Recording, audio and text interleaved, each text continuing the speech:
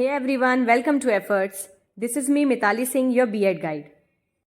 So जैसा कि आपको पता है मैंने सेकेंड सेमेस्टर की सीरीज स्टार्ट कर दी थी जिसमें कि हमने एडू B.Ed 106 106 पेपर कोड का फर्स्ट यूनिट कंप्लीट कर लिया था और उसके वीडियोस आपको B.Ed सेकेंड सेमेस्टर नाम के प्लेलिस्ट में मिल जाएंगे जिसका लिंक मैं आपको डिस्क्रिप्शन बॉक्स में दे रही हूँ। और आज के इस वीडियो में हम पढ़ने जा रहे हैं edu B.Ed 106 school management and leadership, school प्रबंधन और नेतृत्व, इसका unit 2 functions of educational administration, शैक्षिक प्रशासन के कार्य। जैसा कि मैंने आपको बताया था कि यूनिट 2 को हम पार्ट्स में पढ़ेंगे, तो इससे पिछले पार्ट में हमने recommendations of Indian education commission, secondary education commission, national policy on education regarding educational administration and management, ये टॉपिक हमने कवर कर लिया था। इन सब के बारे में डिटेल्ड मैंने आपको एक्सप्लेनेशन दी थी वीडियो में, तो वो वीडियो भी आपको प्लेलिस्ट वाली लिंक में मिल जाएगी। बेसिकली ये वीडियो हम 3 पार्ट्स में ख़त्म करेंगे। पहला पार्ट हो चुका, आज का ये वीडियो दूसरा पार्ट है जिसमें हम पढ़ने वाले हैं school as an organization, meaning, scope, aims, objective, और educational planning, meaning, nature, objectives, qualities, principles and types. और इसके अलावा जो आपका टॉपिक बचा एजुकेशनल सुपरविजन और डिसीजन मेकिंग, इसको हम पढ़ेंगे पार्ट 3 में। सबसे पहले तो मैं आपको ये क्लियर कर दूं कि स्कूल एज एन ऑर्गेनाइजेशन और school as a learning organization, ये दोनों अलग अलग टॉपिक्स हैं। हमने इससे पहले वाले सेमेस्टर में पढ़ा था school as a learning organization, और आज पढ़ने जा रहे हैं हम स्कूल एज एन ऑर्गेनाइजेशन, एक संगठन के रूप में विद्यालय। वीडियो को स्टार्ट करने से पहले मैं आपको बता दूं कि 25 मार्च से मैं सीटेट का बैच स्टार्ट करने जा रही हूँ, जिसमें कि मैं आपको सीटेट की तैयारी कराऊंगी बिल्कुल फ्री ऑफ कॉस्ट। सो अगर आपको ये वीडियो हेल्पफुल लगता है तो चैनल को सब्सक्राइब कर दीजिए और जितना हो सके इसे शेयर करिए। तो अब बिना टाइम वेस्ट किए चलिए वीडियो को स्टार्ट करते हैं।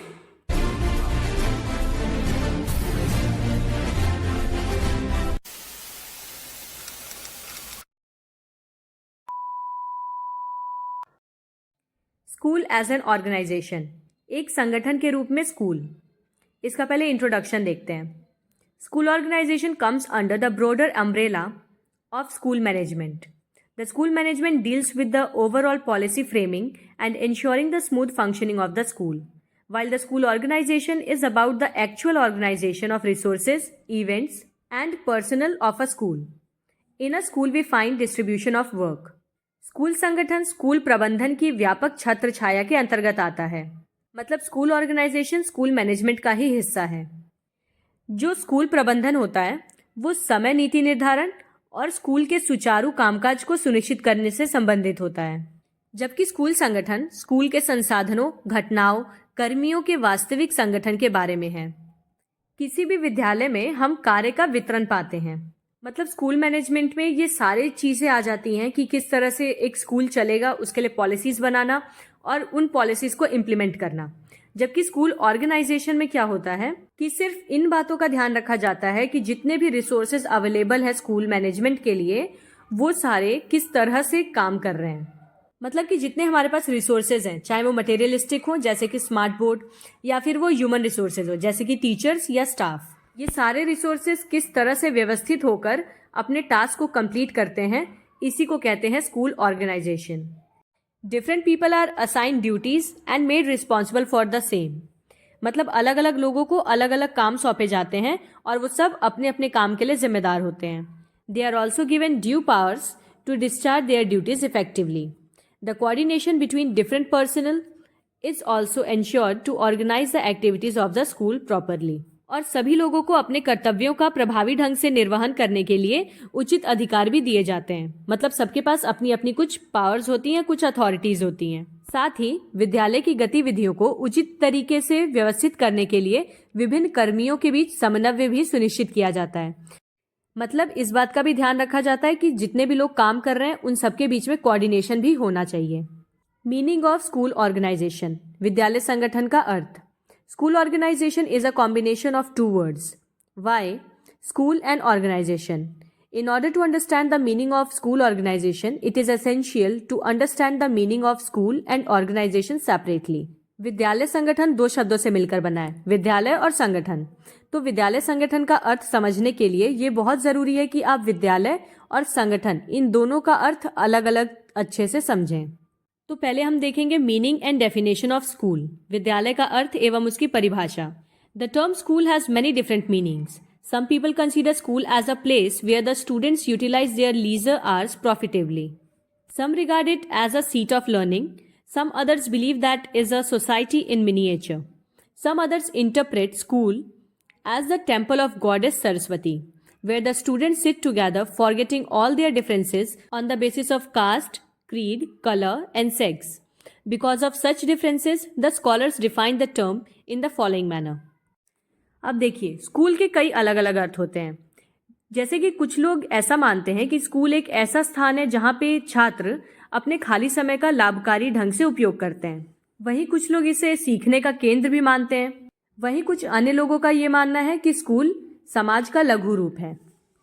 तो अब मुझे जल्दी से कौन बताएगा कि ये किसकी फेमस लाइन है? School is a miniature of society. मैंने आपको पहले भी कई बार बताया है कि ये इंपॉर्टेंट लाइन है। So do tell me in the comments अगर आपको याद है कि ये लाइन किसने बोली है। अब कुछ होनहार बच्चे कमेंट करेंगे कि मैम आपने बोली है। हाँ, मुझे पता है कईयों के दिमाग में आ चुका होगा ये आंसर, बट जेन्युइनली बताइए कि ये लाइन ओरिजिनली किसकी है। वहीं कुछ अन्य लोग स्कूल की व्याख्या देवी सरस्वती के मंदिर के रूप में करते हैं, जहाँ पे छात्र जाति, पंथ, रंग, लिंग किसी के भी आधार पे भेदभाव के बिना हर मतभेद को भूलकर एक साथ बैठकर शिक्षा ग्रहण करते हैं। तो इसी बेसिस पे अब हम देखते हैं कि कुछ फिलोसोफर्स ने किस तरह से स्कूल को डिफाइन किया है। John Dewey, the school is a special environment where a certain quality of life and certain types of activities are provided with the object of securing child's development along desirable lines. John Dewey के अनुसार school एक विशेष वातावरण है जहां वांछनीय रेखाओं के साथ बच्चे के विकास को सुनिश्चित करने के उद्देश्य से जीवन की एक निश्चित गुणवत्ता और कुछ प्रकार की गतिविधियां प्रदान की जाती हैं। फिलोसफर्स की लाइंस में there is nothing to explain, तो वो आपको एज इट इज याद करनी पड़ेंगी। नेक्स्ट है Ryburn, the school is a cooperative society, a place where giving और taking of cooperation is experienced by all. Ryburn के अनुसार स्कूल एक सहकारी समिति है, एक ऐसा स्थान है जहां सहयोग देने या लेने का अनुभव सभी को होता है। अब स्कूल के बाद हम जानेंगे meaning and definition of organization. Organization means to bring into existence. संगठन का अर्थ है अस्तित्व में लाना। Organization is directly connected with planning and efforts made by the people. It is a medium through which goals and the objectives envisaged by the administration are achieved. Administration is pre-executive stage while actual execution occurs or should occur at the organizational level. It is the coordinated activities of a group of persons constituting the organization to lead the common goal. संगठन सीधे तौर पर लोगों द्वारा की गई योजना और प्रयासों से जुड़ा होता है। ये एक माध्यम है जिसके माध्यम से प्रशासन द्वारा परिकल्पित लक्ष्यों और उद्देश्यों को प्राप्त किया जाता है। मतलब ये कि ऑर्गेनाइजेशन की मदद से कोई भी संस्थान अपने तय किए गए लक्ष्यों तक पहुंचता है। देखिए, जो प्रशासन है वो पूर्व कार्यकारी चरण है, यानी जब काम नहीं हुआ है, अभी सिर्फ प्लानिंग की गई है, मैनेजमेंट की गई है। वो स्टेज होता है एडमिनिस्ट्रेशन का, जब अभी एग्जीक्यूट नहीं किया गया प्लानिंग को। क्योंकि जो वास्तविक निष्पादन है, निष्पादन यानी एग्जीक्यूशन, ये संगठनात्मक स्तर पर होता है।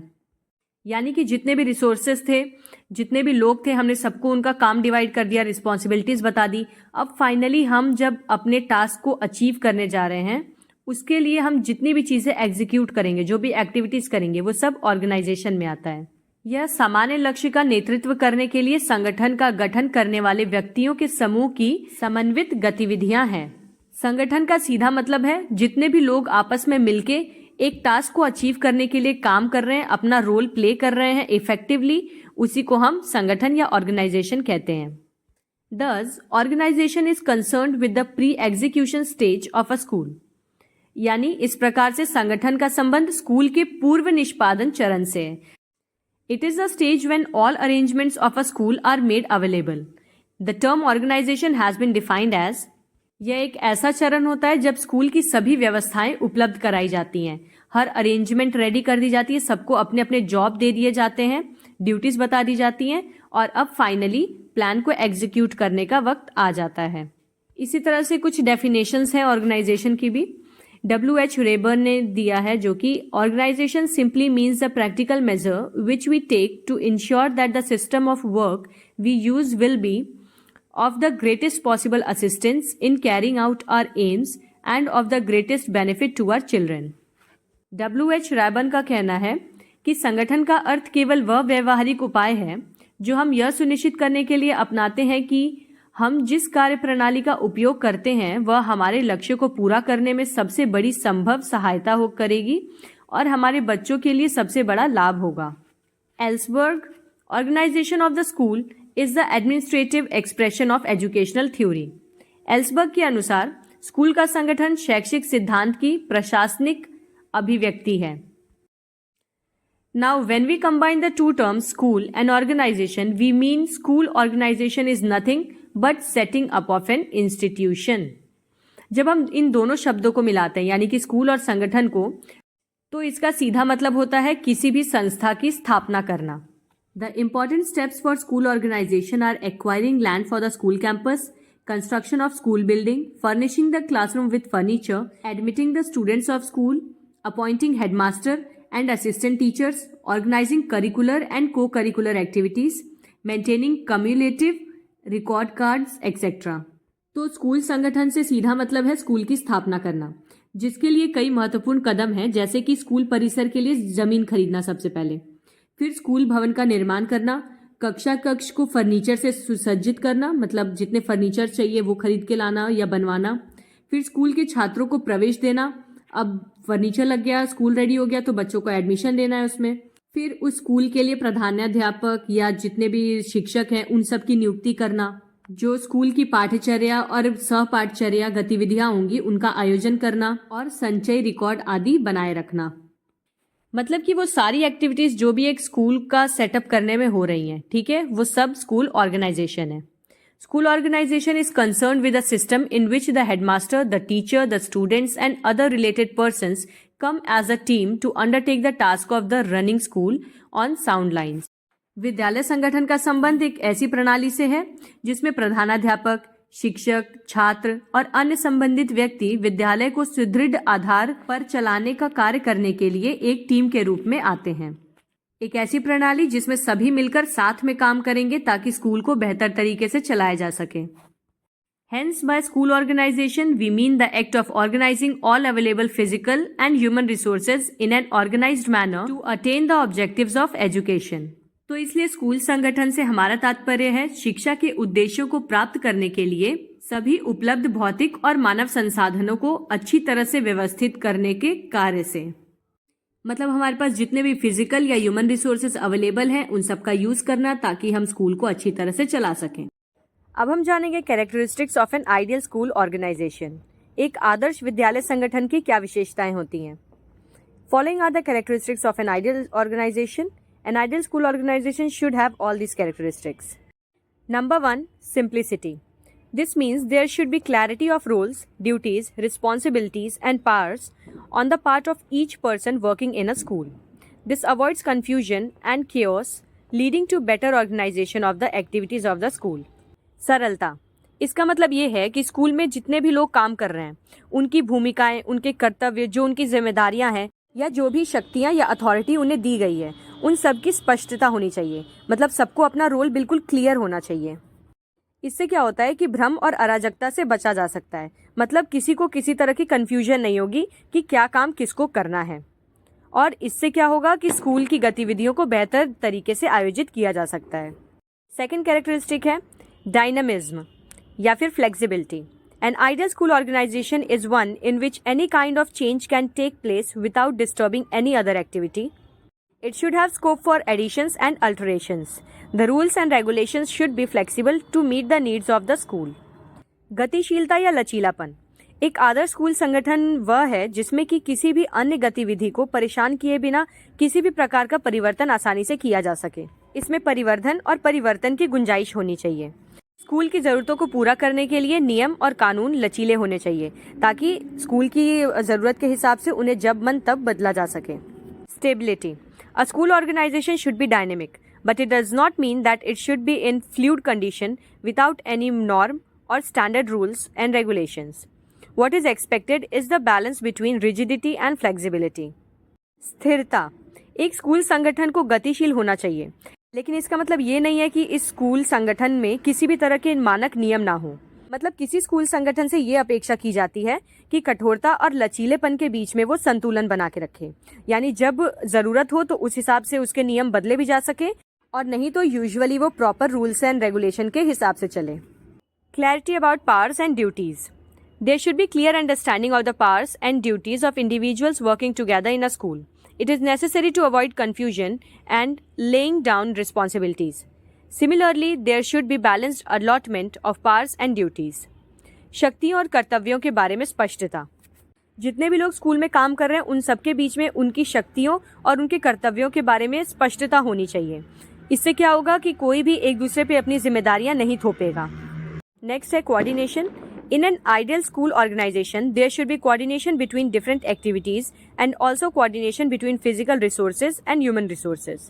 The school should bring together all people and all things to contribute for the realization of objectives. Coordination मतलब होता है समन्वय. एक आदर्श विद्यालय संगठन में विभिन्न गतिविधियों के बीच समन्वय के साथ साथ भौतिक संसाधनों और मानव संसाधनों के बीच समन्वय भी होना चाहिए. यानी कि जितनी भी एक्टिविटी स्कूल में हो रही हैं और जितने भी रिसोर्सेज है, चाहे वो मटेरियलिस्टिक हो या फिर ह्यूमन रिसोर्सेज हो, सबके बीच में प्रॉपर कोऑर्डिनेशन होनी चाहिए. उद्देश्यों की प्राप्ति के लिए स्कूल को सभी लोगों को और सभी चीज़ों को एक साथ लाना चाहिए ताकि सब मिलजुल कर काम करें. Acceptance of human elements. An ideal school organization should accept human elements. Here the personnel should be free to express their feelings, opinions, offer constructive suggestions and bring about healthy changes in the school. मानवीय तत्वों को स्वीकार करना. एक आदर्श विद्यालय संगठन को मानवीय तत्वों को स्वीकार करना चाहिए. यानी कि यहाँ जितने भी कर्मी हैं, जो भी लोग इस संस्था में काम कर रहे हैं, उन सबको अपनी भावनाओं, विचारों को व्यक्त करने और रचनात्मक सुझाव देने की पूरी छूट होनी चाहिए. उन्हें पूरी स्वतंत्रता हो कि वो अपनी तरफ से स्कूल में एक स्वस्थ परिवर्तन ला सकें. सिंपल लैंग्वेज में कहें तो फ्रीडम ऑफ स्पीच और expression. Control is the element which puts a brake to an activity and then evaluates the results. It is required to safeguard against the misuse of powers in the school. These are different models available to understand the concept and nature of school organization. They are bureaucratic model, system and community model. नियंत्रण वह तत्व है जो किसी गतिविधि पर विराम लगाता है और फिर परिणामों का मूल्यांकन करता है. मतलब स्कूल में कोई भी एक्टिविटी हो रही है उसको रोका जाए, उसका पूरी तरह से एनालिसिस किया जाए और फिर उसे आगे बढ़ाया जाए. स्कूल में लोगों को अपनी शक्तियों का गलत उपयोग करने से रोकने के लिए नियंत्रण बहुत जरूरी है. विद्यालय संगठन की अवधारणा और प्रकृति को समझने के लिए विभिन्न मॉडल उपलब्ध हैं. वे नौकरशाही मॉडल, सिस्टम मॉडल या सामुदायिक मॉडल हैं.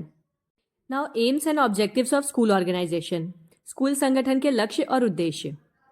School organization being a specialized support system has the following aims and objectives. Organizing the school for democratic living. प्रजातंत्रीय जीवन के लिए स्कूल का आयोजन. अब इसमें आप सिंपली पहले डेमोक्रेसी को एक्सप्लेन कर दीजिए. जैसे कि democracy is the government by the many. If the many are to rule themselves and no more to be ruled by the tyrant and director, they must be educated first. Thus, school in the modern society becomes a place for teaching students about democratic living. Therefore, the school should be organized in such a manner that it will enable the students to be inspired with the spirit of fellow feeling, brotherhood and social service. लोकतंत्र अनेक लोगों की सरकार है और यदि लोगों को खुद पे शासन करना है, यानी किसी और के द्वारा अगर उन्हें शासित नहीं होना है, तो इसके लिए बहुत ज़रूरी है कि उन्हें शिक्षित किया जाए. मतलब कोई भी इंसान खुद को अच्छी तरह से शासित या रूल तभी कर पाएगा जब वो शिक्षित होगा. तो इसीलिए आधुनिक समाज में स्कूल में छात्रों को लोकतांत्रिक जीवन के बारे में सिखाया जाना बहुत ज़रूरी है. जिस वजह से स्कूल को इस तरह से व्यवस्थित किया जाना चाहिए या ऑर्गेनाइज किया जाना चाहिए जिससे छात्रों के अंदर भाईचारे और सामाजिक सेवा की भावना उत्पन्न हो. दूसरा एम है all round development of students. विद्यार्थियों का सर्वांगीण विकास. All round development of the students continuing their studies in the school is the chief aim of the school organization. It provides opportunity to the students for the balanced development of their personality. Therefore, it is desirable to organize the school in a manner so as to develop the physical, mental, moral and social qualities of the students. Thus, the school keeps an eye on the developmental needs of the children. The community establishes schools with a view to serve its own purpose by providing right training for citizenship. जो बच्चे school में अपनी पढ़ाई जारी रख रहे हैं उन छात्रों का सर्वांगीण विकास स्कूल संगठन का मुख्य उद्देश्य है। ये विद्यार्थियों को उनके व्यक्तित्व के संतुलित विकास के अवसर प्रदान करता है। बैलेंस डेवलपमेंट या संतुलित विकास से मतलब है कि जब किसी छात्र का विकास हर क्षेत्र में हो रहा हो, तो इसलिए स्कूल को इस तरह से व्यवस्थित किया जाना चाहिए जिससे छात्रों के शारीरिक, मानसिक, नैतिक और सामाजिक गुणों का विकास हो सके। इस प्रकार से स्कूल बच्चों के विकास संबंधी जरूरतों पर भी नजर रखता है। समुदाय नागरिकता के लिए सही प्रशिक्षण प्रदान करके अपने स्वयं के उद्देश्य की प्राप्ति के उद्देश्य से स्कूलों की स्थापना करता है। मतलब बच्चों को एक अच्छा सिटीजन बना के स्कूल कहीं ना कहीं अपने उद्देश्यों को पूरा कर रहा है। द स्टडी ऑफ स्टूडेंट्स, विद्यार्थियों का अध्ययन। The students constitute an important aspect of school organization. Students' needs, hopes, aspirations, interests, achievement level, and attitudes are important source of data for developing educational goals and needs to be studied on a comprehensive, intensive, and continuous basis. Such study is an important aim of school organization. Since the students are a part of society, the study of students contributes to the understanding of students' needs. छात्र school संगठन का एक महत्वपूर्ण पहलू है। शैक्षिक लक्ष्यों को विकसित करने के लिए छात्रों की जरूरतें, आवश्यकताएं, आकांक्षाएं, रुचियां, उपलब्धि स्तर और दृष्टिकोण डेटा के महत्वपूर्ण स्रोत हैं और इनका व्यापक, गहन और निरंतर आधार पर अध्ययन किया जाना चाहिए। इसका मतलब ये है कि बच्चों के नीड्स को, उनके इंटरेस्ट को रेगुलर बेसिस पे इवैल्यूएट किया जाना चाहिए, मतलब चेक करते रहना चाहिए। और इस तरह का अध्ययन करना विद्यालय संगठन का एक महत्वपूर्ण उद्देश्य है, क्योंकि छात्र समाज का एक हिस्सा है और इसलिए छात्रों का अध्ययन छात्रों की ज़रूरतों को समझने में योगदान देता है। क्योंकि अगर आप यूथ की सोच को, उनकी ज़रूरतों को समझ पाएंगे तो ही आप समाज को समझ पाएंगे, क्योंकि भविष्य में हर समाज को उसके यूथ ही रिप्रेजेंट करते हैं। टू फॉलो डेफिनाइट प्रोसीजर, निश्चित प्रक्रिया का पालन करना। In reaching a decision, school organization should spend much time on the what, the how, the when, and the who. The procedure to be followed will be definite, even though the results may be in doubt. All the members of the staff should be encouraged to watch the results and participate in an evaluation of its worth. By action, the group will develop more faith in group work. किसी भी निर्णय पे पहुंचने से पहले school संगठन को क्या, कैसे, कब और कौन, ऐसे प्रश्नों के उत्तर जानने पे ज़्यादा समय और ध्यान देना चाहिए। पालन की जाने वाली प्रक्रिया निश्चित होगी, भले ही परिणाम संदेह में हो। मतलब कोई भी प्रोसीजर बिल्कुल सिस्टमैटिक वे में कंडक्ट किया जाना चाहिए। सभी स्टाफ के सदस्यों को परिणाम देखने और उसके मूल्य के मूल्यांकन में भाग लेने के लिए भी प्रोत्साहित किया जाना चाहिए। कार्यवाही से समूह कार्य के प्रति विश्वास विकसित होता है। मतलब एक प्रॉपर प्रोसीजर होने की वजह से जो कर्मचारी हैं उनका भी विश्वास संगठन में बना रहता है। नेक्स्ट है करिकुलम चेंज, पाठ्यचर्या परिवर्तन। The school is a society in miniature. To bring the school and the community closer to each other, attempts must be made for curriculum change. Curriculum change should be initiated by school organization system to enable schools to undertake innovations in certain areas. Community dissatisfaction with the existing program may lead to curriculum change. If a large segment of the community believes that the reading can be taught more effectively, it can exert pressure on the Board of Education that results in efforts to change the program of teaching. विद्यालय लघु रूप में एक समाज है, यानी कि विद्यालय समाज का एक लघु रूप है। तो स्कूल और समुदाय को एक दूसरे के करीब लाने के लिए पाठ्यक्रम में बदलाव का प्रयास किया जाना चाहिए। स्कूलों को कुछ क्षेत्रों में नवाचार करने के लिए सक्षम बनाने के लिए स्कूल संगठन प्रणाली द्वारा पाठ्यक्रम परिवर्तन शुरू किया जाना चाहिए। मौजूदा कार्यक्रम से सामुदायिक असंतोष के कारण पाठ्यक्रम में बदलाव हो सकता है। मतलब अगर स्कूल का करिकुलम ऐसा है कि सोसाइटी को उससे डिससैटिस्फैक्शन है या कोई ऑब्जेक्शन है, तो उस करिकुलम को चेंज किया जाना चाहिए। एग्जाम्पल के तौर पे अगर समुदाय को ऐसा लगता है कि पढ़ना अधिक प्रभाव ढंग से सिखाया जा सकता है, तो शिक्षा बोर्ड पर ये चीज़ दबाव डाल सकती है कि वो करिकुलम को चेंज करे और इसे और इफेक्टिव तरीके से पढ़ाएं। 6th one is to develop a permissive environment, एक अनुमोदक वातावरण को विकसित करना। प्रेमिसिवनेस as used by psychologists, means personal freedom to express a point of view or an idea without fear of recrimination because it is in opposition to one held by someone with power or authority. If the atmosphere is really permissive, the members of the staff value the person who is different rather than attempt to force him to conform. The person who is different is encouraged to challenge because out of that challenge comes more insight for all. School organization aims at developing permissive atmosphere in the school. जैसा कि मनोवैज्ञानिकों द्वारा उपयोग किया जाता है, अनुमति या प्रिमिसिवनेस का मतलब होता है बिना किसी आरोप के डर के किसी दृष्टिकोण या विचार को व्यक्त करने की व्यक्तिगत स्वतंत्रता। मतलब अपनी बात को सामने रखने में जब किसी को डर लगे इस बात का कि जिसके खिलाफ मैं बोलने जा रहा हूँ वो कोई हायर अथॉरिटी है या बहुत ही शक्तिशाली व्यक्ति है, तो इसको लैक ऑफ प्रिमिसिवनेस कहते हैं। अगर किसी स्कूल का वातावरण वास्तव में अनुमोदक है तो स्टाफ के सदस्य उस व्यक्ति को महत्व देते हैं जो अलग है, जो अपनी बात को सबके सामने निडरता से रखता है, न कि उस पर दबाव डालने का प्रयास करते हैं। तो स्कूल संगठन का लक्ष्य स्कूल में एक अनुदार माहौल विकसित करना भी है। अब देखते हैं प्रिंसिपल्स ऑफ स्कूल ऑर्गेनाइजेशन। विद्यालय संगठन के सिद्धांत। चाइल्ड सेंटर्ड प्रिंसिपल, बाल केंद्रित सिद्धांत। Since education aims at the all-round development of the child, it is essential that school organization should be child-centered. जो कि शिक्षा का लक्ष्य बच्चे का सर्वांगीण विकास करना होता है, इसलिए बहुत जरूरी है कि स्कूल संगठन बच्चों पर केंद्रित हो। As a result, it can help in developing students' ability, innate qualities, emotions, attitudes, and natural traits. The school organization should be such as to generate an atmosphere which may help the child in the development of his social, moral, physical, and mental capabilities. To provide opportunities to every child for his optimum development, school activities should be properly organized. Child centred होने से क्या होता है कि ये छात्रों की क्षमताओं को, जन्मजात गुणों को, उनके भावनाओं, दृष्टिकोण और प्राकृतिक लक्षणों को विकसित करने में मदद करता है। स्कूल का संगठन ऐसा होना चाहिए कि ये ऐसा माहौल तैयार करे जहां बच्चे को उसकी सामाजिक, नैतिक, शारीरिक और मानसिक क्षमताओं के विकास में मदद मिले। हर बच्चे को उसके सर्वोत्तम विकास के लिए अवसर प्रदान करने के लिए स्कूल की गतिविधियों को उचित रूप से आयोजित किया जाना चाहिए। सेकेंड प्रिंसिपल है community centred principal.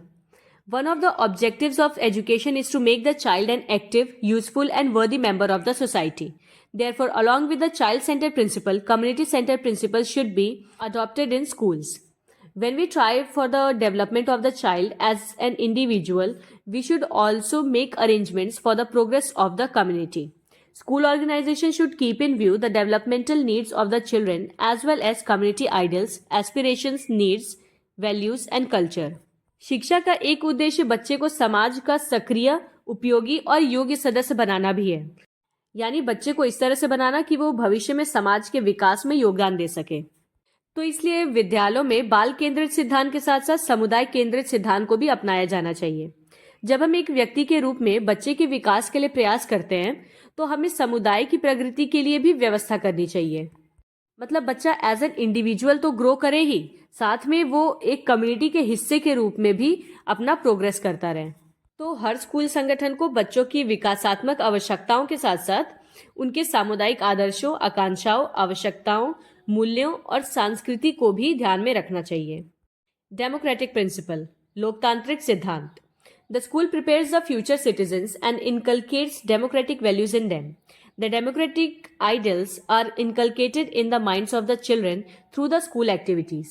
Students can develop knowledge about democratic principles if we can organize schools on democratic lines. The principles of cooperation and coordination in the entire school system can help the students to develop knowledge about democratic living.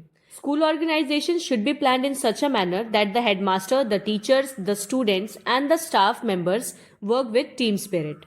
एक school भावी नागरिकों को तैयार करता है, यानी जो बच्चे फ्यूचर सिटीजन्स बनने वाले हैं उनको, और उनमें लोकतांत्रिक मूल्यों का विकास करता है। तो स्कूली गतिविधियों के माध्यम से बच्चे के मन में लोकतांत्रिक आदर्शों का संचार किया जा सकता है। यदि हम स्कूल को लोकतांत्रिक तर्ज पर व्यवस्थित करें तो छात्र लोकतांत्रिक सिद्धांतों के बारे में ज्ञान विकसित कर सकते हैं। अब हमारा भारत डेमोक्रेटिक है, तो ऑब्वियस सी बात है कि बच्चों को डेमोक्रेटिक वैल्यूज जो हैं वो स्कूल से ही मिलने चाहिए। संपूर्ण स्कूल प्रणाली में सहयोग और समन्वय के सिद्धांत छात्रों को लोकतांत्रिक जीवन के बारे में ज्ञान विकसित करने में मदद करते हैं। स्कूल संगठन की योजना इस प्रकार बनाई जानी चाहिए कि प्रधानाध्यापक, शिक्षक, छात्र और जितने भी अन्य स्टाफ सदस्य हैं, सबके अंदर टीम की भावना उत्पन्न हो और सभी एक दूसरे की भावनाओं की इज्जत करते हुए साथ मिलकर काम करें। उन्हें ये महसूस होना चाहिए कि विद्यालय संगठन उनकी अपनी गतिविधि है। फोर्थ है principle of optimum use of available resources, उपलब्ध संसाधनों के इष्टतम उपयोग का सिद्धांत। Education has certain objectives to be achieved. In order to achieve these objectives, optimum use of available resources must be made while organizing the school. The physical and human resources of the community should be used in such a manner that the items, money, and energy are utilized effectively for proper organization of the schools. Recruitment of teachers, use of up-to-date teaching techniques, use of equipment, preparation of textbooks, and construction of curriculum should be made in such a manner that they can be directed towards fulfilling the educational needs of the students and avoiding the misuse of time, energy and money.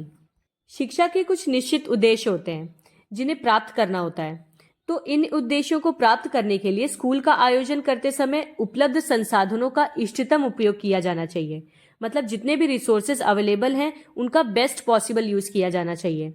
समुदाय में भौतिक और मानव संसाधनों का उपयोग इस तरह से किया जाना चाहिए कि स्कूलों के उचित संगठन के लिए वस्तुओं, धन और ऊर्जा का प्रभावी ढंग से उपयोग किया जाए।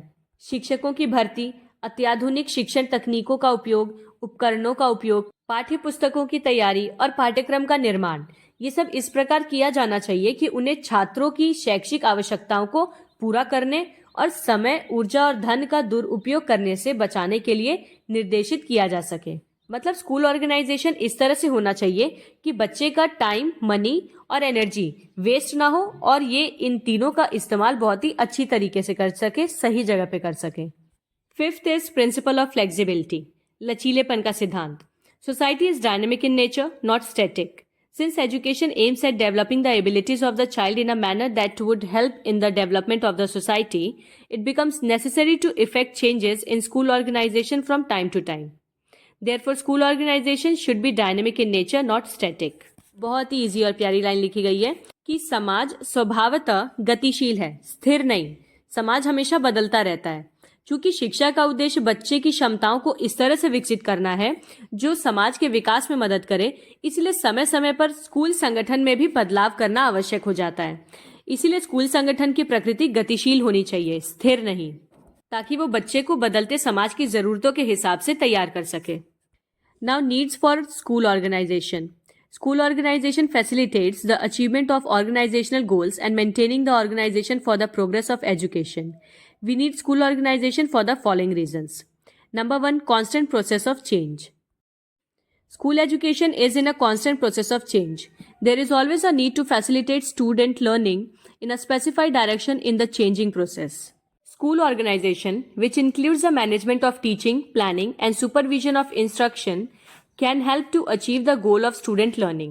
Therefore, we need school organization to achieve the above goals. स्कूली शिक्षा निरंतर परिवर्तन की प्रक्रिया में रहती है। इस बदलती प्रक्रिया में छात्रों को एक निर्दिष्ट दिशा में सीखने की सुविधा प्रदान करने की हमेशा आवश्यकता होती है। स्कूल संगठन, जिसमें कि शिक्षण का प्रबंधन, योजना और निर्देश का पर्यवेक्षण शामिल है, छात्रों के सीखने के लक्ष्य को प्राप्त करने में मदद कर सकता है। इसलिए हमें उपयुक्त लक्ष्यों को प्राप्त करने के लिए स्कूल संगठन की आवश्यकता है। Next is goal development. The educational system is a sub system of the society and therefore the society not only provides human and non human resources but also has certain expectations that the schools will achieve certain goals. Since society is in constant process of change, the needs of the society change and so do the goal specifications. It is necessary for the educational institution to be responsive to these changing expectations through school organization. School organization helps the teachers and others who are concerned with school education to continuously examine and evaluate the progress of education in a changing society. शैक्षिक प्रणाली समाज की एक उप प्रणाली है। इसलिए समाज न केवल मानव और गैर मानवीय संसाधन प्रदान करता है, बल्कि शैक्षिक प्रणाली की कुछ अपेक्षाएं भी होती हैं कि स्कूल कुछ लक्ष्यों को प्राप्त करेंगे। चूंकि समाज परिवर्तन की निरंतर प्रक्रिया में है, यानी हमेशा समाज में परिवर्तन होता रहता है, तो समाज की ज़रूरतें भी बदलती हैं। उसके साथ लक्ष्य विनिर्देश भी बदलते हैं।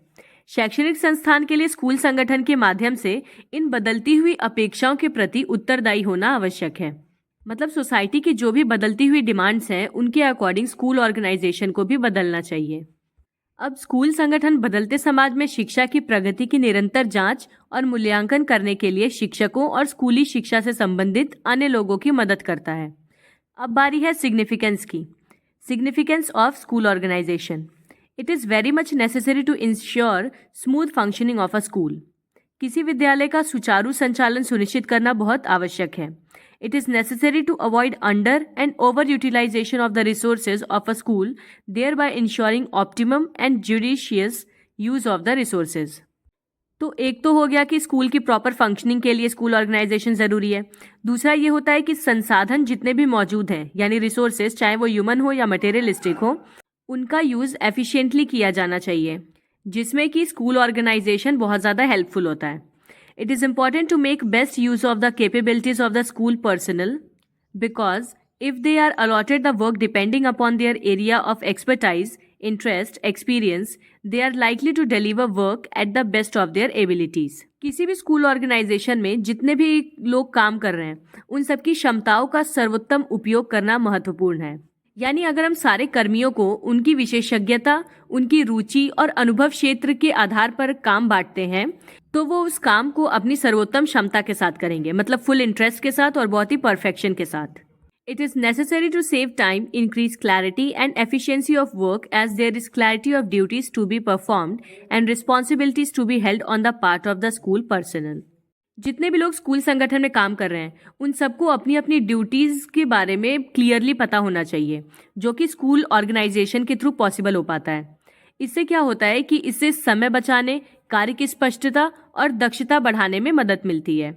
It is significant to achieve the aims and objectives of a school smoothly. It is important to create professional image of a school. School organisation का एक और इम्पोर्टेंस ये है कि किसी भी विद्यालय के लक्ष्यों और उद्देश्यों को सुचारू रूप से प्राप्त करने में ये बहुत महत्वपूर्ण होते हैं। साथ ही इसकी वजह से किसी भी स्कूल की व्यावसायिक छवि भी बनी रहती है।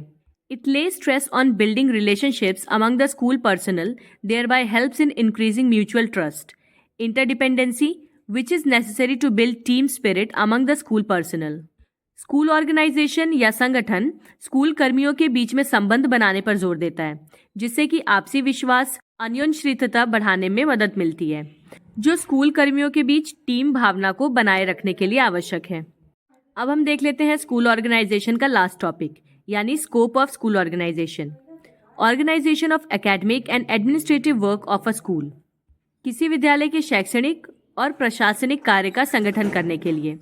This includes the major areas like planning the teaching work, organizing of learning resources such as library, e-content, and also organization of co-curricular activities. The organization of administrative work deals with organization of all the old and present records, registers of different types, and other documents of the school.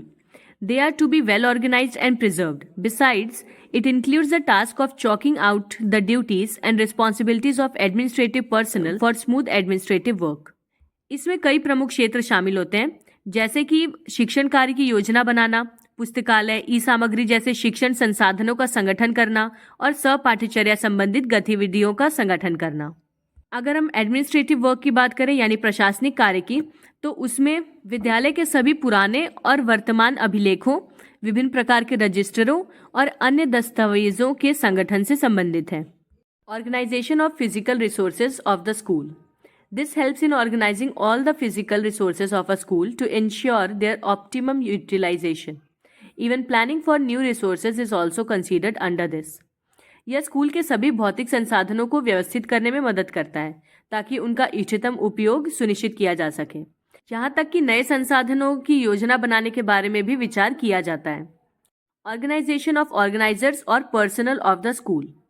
This deals with assigning work to the school personnel, chalking out duties and responsibilities, delegating powers for decision making, and directing and ensuring coordination between different school personnel. In addition to this, It also refers to the organization of various activities for ensuring their professional and personal growth, sustaining their motivation and maintaining harmony and developing interpersonal relationships among them. ये school कर्मियों को काम सौंपने, कर्तव्यों और जिम्मेदारियों को निर्धारित करने, निर्णय लेने और निर्देशन देने के लिए शक्तियां सौंपने और विभिन्न स्कूल कर्मियों के बीच समन्वय सुनिश्चित करने से संबंधित है। इसके अलावा ये उनके पेशेवर और व्यक्तिगत विकास को भी सुनिश्चित करता है, साथ ही उनकी प्रेरणा को बनाए रखने और उनके बीच सद्भाव बनाए रखने और पारस्परिक संबंधों को विकसित करने के लिए विभिन्न गतिविधियों के संगठन को भी संदर्भित करता है। और लास्ट है डेमोक्रेटिक ऑर्गेनाइजेशन, लोकतांत्रिक संगठन। It refers to make the school work democratically following the policy of participatory management. इसका तात्पर्य सहभागी प्रबंधन की नीति का पालन करते हुए स्कूल को लोकतांत्रिक ढंग से संचालित करना है। अब हमारा अगला टॉपिक है एजुकेशनल प्लानिंग, शैक्षिक योजना। तो पहले हम जानेंगे concept and meaning of educational planning. The term educational planning is made up of 2 words, education and planning. The term education is derived from Latin word educare, meaning to bring up, and educere, meaning to bring forth. शैक्षिक नियोजन जो शब्द है वो 2 शब्दों से मिलकर बना है, शिक्षा और योजना से। एजुकेशन लैटिन शब्द एजुकेयर से लिया गया है, जिसका अर्थ होता है बढ़ाना, और एजुसेरे जिसका अर्थ होता है आगे लाना। The term planning is the major guideline for development of any individual, institution, organisation and society in every respect. किसी भी व्यक्ति, संस्थान, संगठन और समाज के हर दृष्टि से विकास के लिए प्रमुख दिशा निर्देश को ही योजना कहते हैं। Planning is essential for development of every nation and according to which changes would have been brought in social, political, economic, cultural and educational sphere in a systematic and orderly manner. प्रत्येक राष्ट्र के विकास के लिए योजना बनाना बहुत आवश्यक है और इसके अनुसार एक क्रमबद्ध और व्यवस्थित तरीके से सामाजिक, राजनीतिक, आर्थिक, सांस्कृतिक और शैक्षिक क्षेत्र में परिवर्तन लाए जाते हैं। Simply speaking, planning means to think before acting and to act according to facts, not conjectures और स्पेक्युलेशन। अगर हम सीधे शब्दों में कहें तो योजना बनाने का मतलब होता है कार्य करने से पहले उसके बारे में सोचना और तथ्यों के अनुसार काम करना, ना कि अनुमान के अनुसार। To think before acting is known as planning, मतलब कोई भी एक्शन लेने से पहले उसके बारे में सोचना, विचार करना और फिर तथ्यों के हिसाब से काम करना, इसी को प्लानिंग कहते हैं। Now let's see some definitions of planning. Oxford English Dictionary quoted, planning is to design some action to be done beforehand, यानी पहले से कुछ किए जाने वाले कार्यों को डिजाइन करना ही योजना है। हगमैन और Schwartz says planning selects among alternatives, explores routes before travel begins and identifies possible और probable outcomes or action before the executive and his organization committed to any. इन दोनों का कहना है कि योजना विकल्पों में से चयन करती है, मतलब जितने पॉसिबल एक्शंस है उनमें से चूज करती है, यात्रा शुरू होने से पहले मार्गों की खोज करती है और कार्यकारी और उसके संगठन द्वारा किसी के लिए भी प्रतिबद्ध होने से पहले संभावित या जो भी संभावित परिणाम हैं या कार्रवाइयां हैं उनकी पहचान करती है। Phillips remarked, planning is regarded as the process of setting out in advance a pattern of action to bring about overall national policies by the closest possible articulation of means and ends. Phillips ने टिप्पणी की है कि योजना को संसाधनों और साध्यों की निकटतम संभावित अभिव्यक्ति द्वारा समग्र राष्ट्रीय नीतियों को लाने के लिए कार्रवाई के एक पैटर्न को पहले से निर्धारित करने की प्रक्रिया के रूप में माना जाता है। अब अगर एजुकेशनल प्लानिंग की बात करें तो planning is essential in the field of education entitled as educational planning, which is a major requirement in the contemporary society. The complexities of the present scientifically developed and technologically advanced society have given special position to the need of planning in education. शिक्षा के क्षेत्र में योजना बनाना आवश्यक है और इसे ही शैक्षिक योजना कहते हैं, जो कि समकालीन समाज में एक प्रमुख आवश्यकता है। वर्तमान वैज्ञानिक रूप से विकसित और तकनीकी रूप से उन्नत समाज की जटिलताओं ने शिक्षा में योजना की आवश्यकता को विशेष स्थान दिया है। मतलब जिस तरह से हमारी सोसाइटी साइंटिफिकली या टेक्नोलॉजिकली एडवांस हो रही है, उस हिसाब से एजुकेशन के फील्ड में प्लानिंग की बहुत ज़्यादा ज़रूरत बढ़ती जा रही है। Like planning in any field, educational planning has to explore the best possible means of making the greatest use of available resources leading to the maximum realization of the educational aims and objectives, both individual and social. जैसे हम बाकी क्षेत्रों में योजना बनाते हैं, उसी तरह से शैक्षिक योजना में उपलब्ध संसाधनों का अधिकतम उपयोग करने के लिए सर्वोत्तम संभव साधनों का पता लगाना होता है, जिससे कि व्यक्तिगत और सामाजिक दोनों प्रकार के शैक्षिक लक्ष्यों और उद्देश्यों की अधिकतम प्राप्ति हो सकती है. So educational planning may be defined as a systematic design of action for realization of educational aims and objectives for individual and social development through maximum utilization of available resources. In practical perspective, the educational planning is defined as a process utilized by an administrator while performing the role of a leader, decision maker, change agent and so on. तो educational planning क्या है? एक systematic design जिसे कि हम तैयार करते हैं ताकि हम एजुकेशनल ऑब्जेक्टिव्स या एम्स को अचीव कर सकें. यानी वो सारी प्लानिंग या एक्टिविटीज जिनका इस्तेमाल एक सुपरवाइजर अपने स्कूल के एम को अचीव करने के लिए करता है. जब वो एज अ लीडर यानी कि एक नेता के रूप में, एक निर्णय निर्माता के रूप में या एक परिवर्तन एजेंट के रूप में काम कर रहा होता है, तो उसके द्वारा उपयोग की जाने वाली उन सारी प्रक्रियाओं को हम शिक्षा योजना कहते हैं या फिर एजुकेशनल प्लानिंग. ओके, तो अब आपके माइंड में कंफ्यूजन होगा कि स्कूल ऑर्गेनाइजेशन और एजुकेशनल प्लानिंग दोनों में डिफरेंस क्या है. तो स्कूल ऑर्गेनाइजेशन है पूरे स्कूल यानी पूरे संस्था का संगठन, किस तरह से पूरी संस्था एकजुट होकर अपने टास्क को कर रही है जिससे कि वो अपना एम अचीव कर सके. जबकि एजुकेशनल प्लानिंग थोड़ा सा नैरो है, इसमें केवल वो एक्टिविटीज या वो प्लानिंग आती है जो कि हेड ऑफ द इंस्टीट्यूशन बनाता है, यानी जैसे कि डायरेक्टर, प्रिंसिपल या सुपरवाइजर. ये सब जो भी प्लानिंग बनाते हैं स्कूल के एम्स या ऑब्जेक्टिव्स को अचीव करने के लिए, वो होता है एजुकेशनल प्लानिंग. अब जानते हैं significance of educational planning. To make every programme of an educational institution और ऑर्गेनाइजेशन ग्रैंड सक्सेस. सबसे पहले इसकी जरूरत क्या है? किसी भी शैक्षणिक संस्थान या संगठन के प्रत्येक कार्यक्रम को भव्य रूप से सफल बनाना. मतलब स्कूल में किसी भी तरह का प्रोग्राम हो रहा हो तो उसको भी सक्सेसफुल बनाने के लिए एजुकेशनल प्लानिंग बहुत जरूरी है. फिर है proper educational planning saves time, effort and money, as planning in every field is time saving and effort saving and a money saving activity.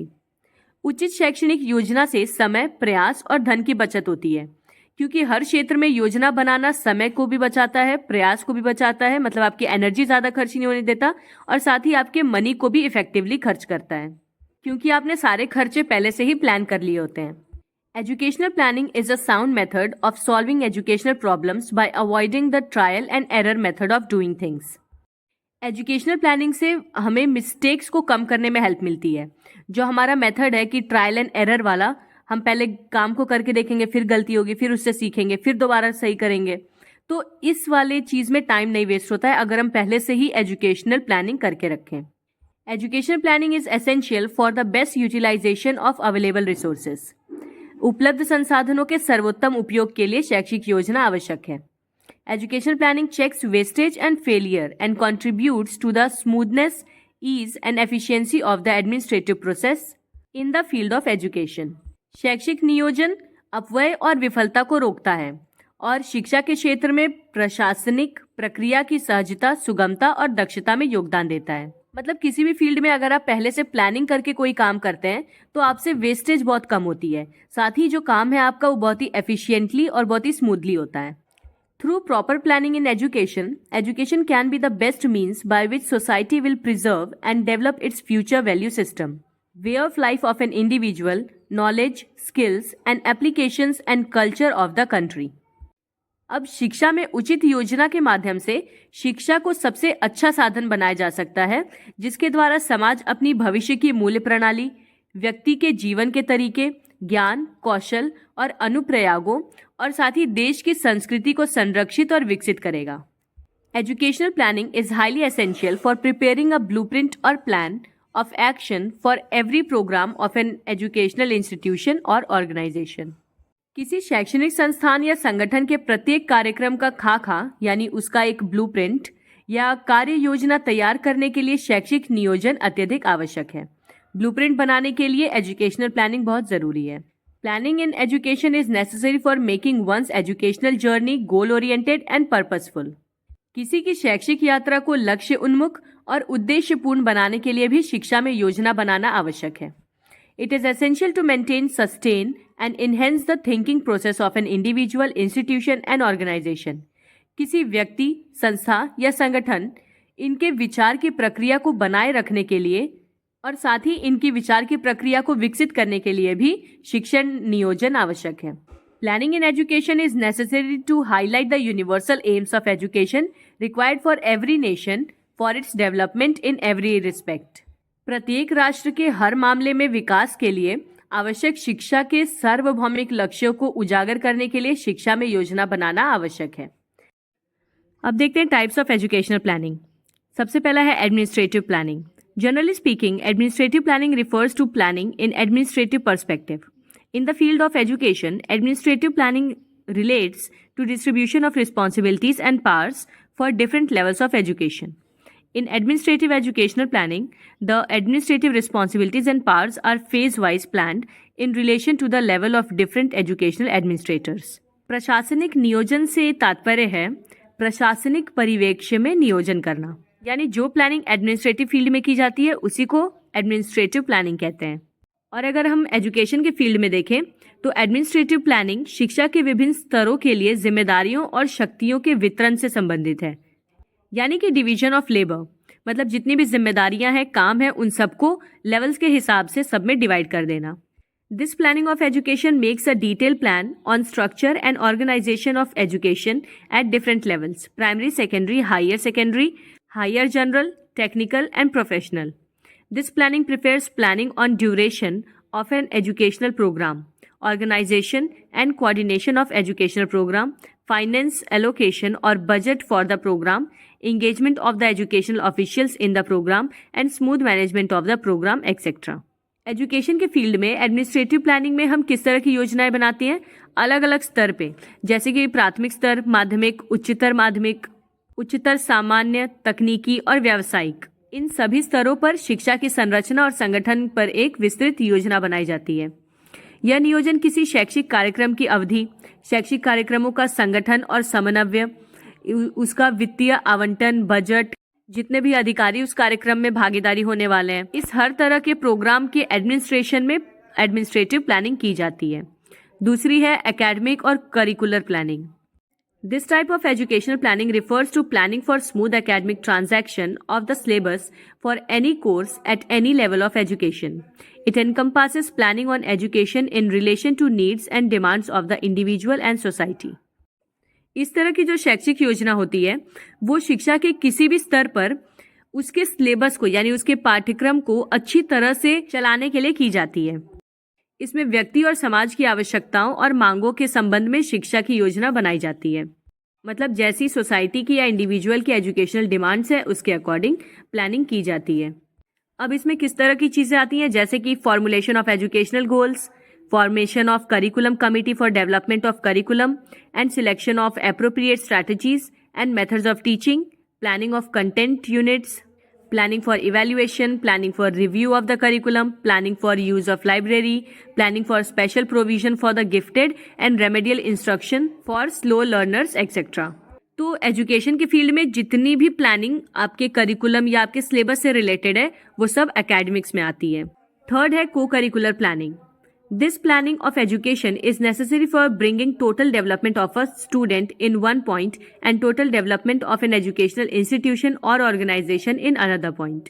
This planning includes planning for student welfare services, planning for sports and games, planning for social activities and programs, planning for cultural activities and programs, planning for hobbies, etc. Co-curricular से हम क्या समझते हैं? इसका मतलब वो सारी activities जो पढ़ाई के अलावा आप करते हैं स्कूल में, मतलब सिलेबस को छोड़ के बाकी जितनी चीजें आप स्कूल में सीख रहे हैं वो सब आपके को करिकुलर एक्टिविटीज में आते हैं. तो सहपाठ्यचर्या योजना में बच्चे के विकास के लिए जितनी भी चीजें जरूरी हैं उनको दिमाग में रखते हुए प्लानिंग की जाती है, जैसे कि स्पोर्ट्स, गेम्स या बच्चे की हॉबी से रिलेटेड क्लब्स चलाना, हॉबी क्लासेस चलाना, इस तरह की चीजें. फोर्थ है instructional planning. This sort of planning in education is macro level in nature as it deals with planning in classroom situation in relation to a particular topic of a concerned subject. This planning referred to emotional and organizational climate of the classroom. ये planning related होती है classroom में पढ़ाते समय आप जिस भी तरह के इंस्ट्रक्शंस बच्चों को दे रहे हैं, जो भी एक्टिविटीज बच्चों से करा रहे हैं उससे related. It includes planning for specification और instructional objectives, selection and organisation of learning activities, selection of appropriate means for presentation of learning experience, monitoring of the learning or instructional progress, selection of suitable evaluation techniques for learning outcomes, etc. मतलब क्या topics पढ़ाना है, किस तरह से topic start करना है, बच्चों को क्या क्या इंस्ट्रक्शंस देने हैं क्लासरूम में, किस तरह से उनका इवैल्यूएशन करना है, मतलब किस तरह से आप चेक करेंगे कि बच्चों को टॉपिक समझ आया कि नहीं। क्लासरूम में इंस्ट्रक्शन देने के लिए आप जो भी चीज़ें पहले से प्लान करते हैं वो सब इस वाली कैटेगरी में आती हैं। फिफ्थ है institutional planning. This type of educational planning gives a practical shape to the meaning of educational planning. In this context, educational planning refers to the needs and requirements of every institution to be achieved through creation and maintenance of a planning atmosphere in the institution. देखिए, आपको केवल उसके नाम पे focus करना है। आपको नाम से क्लियर हो जाएगा कि वो प्लानिंग किस चीज़ के लिए हो रही है। अब जैसे इसका कहना है इंस्टीट्यूशनल प्लानिंग, जाहिर सी बात है वो प्लानिंग जो किसी संस्था के लिए की जा रही हो, किसी इंस्टीट्यूशन के लिए की जा रही हो।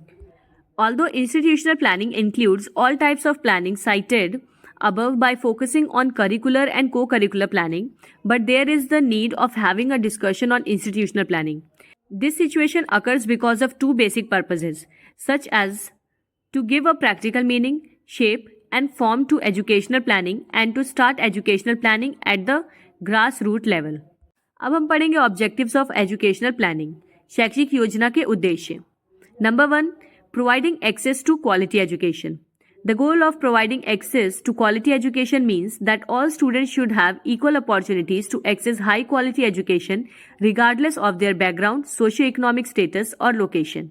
This goal is achieved by ensuring that all secondary schools are adequately equipped and staffed, and that all students have access to resources such as textbooks, libraries and technology. It also involves ensuring that students are able to attend school regularly and that they are not hindered by factors such as poverty or discrimination. सबसे महत्वपूर्ण उद्देश्य है educational planning का कि बच्चों तक गुणवत्तापूर्ण शिक्षा को पहुंचाना, बिना किसी जाति, लिंग, अमीरी, गरीबी या किसी भी चीज़ के भेदभाव के हर किसी को बराबर शिक्षा और गुणवत्ता वाली शिक्षा मिले। और ये कैसे पॉसिबल है? जब हम प्रॉपर प्लानिंग के साथ हर स्कूल में सही कर्मचारी, छात्रों के लिए पाठ्य पुस्तक मतलब किताबें, सही इक्विपमेंट्स, लाइब्रेरीज, लैबोरेटरीज, इस तरह की सारी तकनीकें उन्हें प्रदान करें तो उन्हें हम क्वालिटी ऑफ एजुकेशन दे सकते हैं। Developing a relevant and comprehensive curriculum. The goal of developing a relevant and comprehensive curriculum is to ensure that students receive a well-rounded education that prepares them for further studies, careers, and life. This goal involves designing a curriculum that is aligned with national educational standards, covers a range of subjects and skills, and is responsive to the needs and interests of students. It also involves ensuring that the curriculum is regularly reviewed and updated to keep pace with changes in society and the job market. Relevant का मतलब है सही और comprehensive से मतलब है all round. तो educational planning का ऑब्जेक्टिव है एक रेलेवेंट और कॉम्प्रिहेंसिव करिकुलम तैयार करना जिससे बच्चे की ओवरऑल डेवलपमेंट पे वर्क किया जा सके ताकि वो बच्चा आगे जाके ना सिर्फ अपनी पढ़ाई बल्कि अपने करियर और अपने जीवन में भी सफल बने। फिर है enhancing teaching and learning. The goal of enhancing teaching and learning is to improve the quality of education by adopting effective pedagogical practices and providing ongoing professional development for teachers. This goal involves providing teachers with the necessary resources such as textbooks, teaching aids, and technology to support effective teaching. It also involves ensuring that teachers have the necessary skills and knowledge to implement student-centered teaching methods that foster critical thinking, problem solving, and creativity. शिक्षण के साथ साथ सीखने को भी बढ़ाना. Educational planning का ये एम होता है कि टीचर्स को भी रेगुलर व्यावसायिक विकास प्रदान किया जाए, मतलब उनके प्रोफेशनल करियर में भी डेवलपमेंट उन्हें दी जाए. अब उनकी डेवलपमेंट किस तरह से की जा सकती है? उन्हें प्रॉपर ट्रेनिंग प्रोवाइड करके, जिसके लिए हमें एजुकेशनल प्लानिंग करनी होगी कि हम किस तरह से टीचर्स को चाइल्ड सेंटर्ड अप्रोच सिखा सकते हैं. फिर है promoting equity and inclusivity. The goal of promoting equity and inclusivity is to ensure that all students have equal opportunities to succeed regardless of their background or circumstances. This goal involves providing support to marginalized groups such as girls, students with disabilities, and students from low-income families. It involves ensuring that schools are safe and inclusive environments where diversity is celebrated and discrimination is not tolerated. मतलब वही चीज़ है, बच्चों को किसी भी तरह के भेदभाव के बिना उन तक अच्छी शिक्षा पहुंचाना, ये एजुकेशनल प्लानिंग का उद्देश्य होता है. मतलब जैसा कि आपको पता है कि पेरेंट्स यूजुअली लड़कियों को पढ़ाने के लिए मोटिवेटेड नहीं रहते हैं, तो पूरा प्लानिंग करना कैसे हम लड़कियों को स्कूल अवेलेबल करा सकते हैं, किस तरह से पेरेंट्स को मोटिवेट कर सकते हैं, या फिर ऐसे बच्चे जो डिसेबल्ड हैं उनको किस तरह से एजुकेशन प्रोवाइड कर सकते हैं. नेक्स्ट है monitoring and evaluating progress. The goal of monitoring and evaluating progress is to ensure that the education system is functioning effectively and efficiently. This goal involves regularly assessing student learning outcomes, evaluating teacher performance, and monitoring the quality of infrastructure and resources. It also involves using data to identify areas for improvement and making necessary adjustments to the education system to ensure that all goals are being met. जो भी development हो रही है उसको time पे check किया जाना भी बहुत ज़रूरी है. तो डेवलपमेंट का इवैल्यूएशन करने के लिए भी एजुकेशनल प्लानिंग इंपॉर्टेंट है. ना ही सिर्फ हमें स्टूडेंट्स की लर्निंग को चेक करना है, बल्कि हमें टीचर्स के भी प्रोफिशिएंसी को चेक करना है, जिससे कि जहाँ पे ज़रूरत है उन क्षेत्रों में सुधार किया जा सके. Clear goals and objectives. Setting clear goals and objectives is essential for effective education planning. This involves defining what students should know and be able to do at the end of specific period of time and identify the key learning outcomes that need to be achieved. स्पष्ट लक्ष्य और उद्देश्य. प्रभावी शिक्षा योजना के लिए स्पष्ट लक्ष्य और उद्देश्य निर्धारित करना बहुत आवश्यक है. इसमें यह परिभाषित करना शामिल है कि छात्रों को एक विशिष्ट अवधि के अंत में क्या जानना चाहिए और क्या करने में सक्षम होना चाहिए. मतलब हर एजुकेशन सिस्टम को अपना एम पहले से ही प्लान कर लेना चाहिए कि वो साल के अंत तक बच्चों को क्या सिखाना चाहते हैं, किस तरह की डेवलपमेंट बच्चों के अंदर लाना चाहते हैं. तो ऑब्जेक्टिव डिसाइड करने की भी प्लानिंग जो है वो एजुकेशनल प्लानिंग के अंदर ही होती है. और लास्ट है parents and community engagement. Parent and community engagement is important in education planning at the secondary level. This involves creating partnerships with parents, community leaders, and local organizations to support student learning and development. ना सिर्फ secondary level पे बल्कि शिक्षा के हर स्तर पर माता पिता और समुदाय की भागीदारी बहुत ज़रूरी है. एजुकेशनल प्लानिंग में हम क्या करते हैं, माता पिता, सामुदायिक नेता या स्थानीय संगठनों के साथ साझेदारी बनाते हैं, जिससे बच्चे की एजुकेशन में हेल्प मिले. So that is it. I hope कि आपको टॉपिक अच्छे से समझ आया होगा. सो प्लीज़ चैनल को सब्सक्राइब कर दीजिए और इसे अपने दोस्तों के साथ भी शेयर करिए. And yes, don't forget to give your feedback in the comment section, because आपके कमेंट्स बहुत ज़्यादा मोटिवेट करते हैं मुझे. तो मिलते हैं अब अगले वीडियो में. Till then take care and bye bye.